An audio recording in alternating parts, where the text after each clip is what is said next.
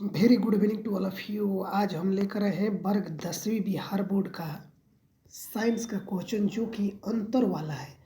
क्या क्या अंतर है, इन सारे अंतरों को हम कैसे देखते हैं, आइए देखते हैं। सबसे पहले पहला क्वेश्चन होगा फिजिक्स से, स्क्रीन पर देखते हैं। वास्तविक प्रतिबिंब और काल्पनिक प्रतिबिंब में अंतर लिखिए। वास्तविक प्रतिबिंब और आभासी प्रतिबिंब में अंतर भी क्वेश्चन पूछ सकता है। काल्पनिक को आभासी के नाम से भी जाना जाता है।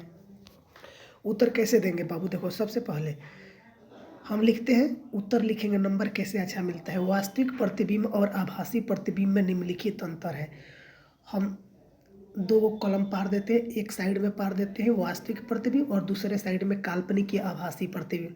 पहला नंबर लिखेंगे वास्तविक प्रतिबिंब में, यह वास्तविक कट्टान से बनता है, जबकि काल्पनिक यह काल्पनिक कट्टान से बनता है।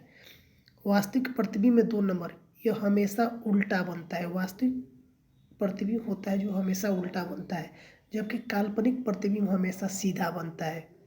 ठीक है। वास्तविक प्रतिबिंब को पर्दे पर उतारा जा सकता है। वास्तविक प्रतिबिंब को पर्दे पर उतारा जा सकता है, जबकि काल्पनिक प्रतिबिंब को पर्दे पर नहीं उतारा जा सकता है। चौथा अंतर, यह दर्पण के सामने बनता है। जो वास्तविक प्रतिबिंब होता है यह दर्पण के सामने बनता है, जबकि काल्पनिक प्रतिबिंब होता है यह दर्पण के पीछे बनता है। ठीक है, एक बार देख लीजिएगा पुनः। और अगला प्रश्न है, बहुत अच्छा है क्वेश्चन, बार बार ये पूछता है। अवतल दर्पण एवं उत्तल दर्पण में अंतर लिखे। अवतल दर्पण एवं उत्तल दर्पण में अंतर लिखे। तो अवतल दर्पण और उत्तल दर्पण में निम्नलिखित अंतर है। आइए हम एक से चर्चा करते हैं। 2 कॉलम पारते, एक साइड में अवतल दर्पण, दूसरे साइड में उत्तल दर्पण। देखिए, तो अवतल दर्पण किसे कहते हैं? पहला परिभाषा दे दिया है कि वैसा दर्पण जिसका परावर्तक सतह धांसा होता है अवतल दर्पण कहलाता है। उत्तल, वैसा दर्पण जिसका परावर्तक सतह उभरा रहता है, क्या कहलाता है? उत्तल दर्पण। अवतल दर्पण का फोकस दूरी ऋणात्मक होता है, जबकि उत्तल दर्पण का फोकस दूरी धनात्मक होता है। तीसरा अंतर, अवतल दर्पण में बड़ा एवं छोटा दोनों प्रतिबिंब बनता है। अवतल दर्पण होता है ना, उसमें बड़ा और छोटा दोनों प्रकार का प्रतिबिंब बनता है, जबकि उत्तल दर्पण में हमेशा छोटा प्रतिबिंब ही बनता है।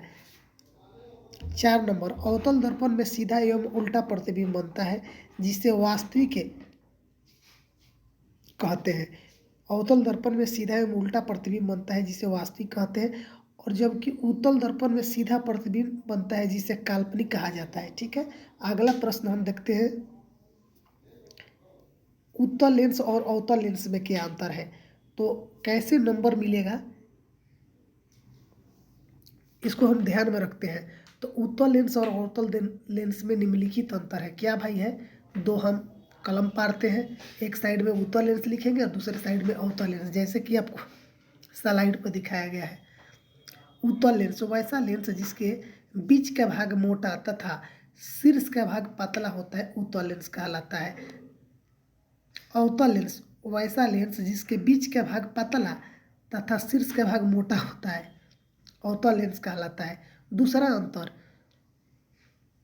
उत्तल लेंस का फोकस दूरी क्या होता है? धनात्मक होता है, जबकि अवतल लेंस का फोकस दूरी ऋणात्मक होता है।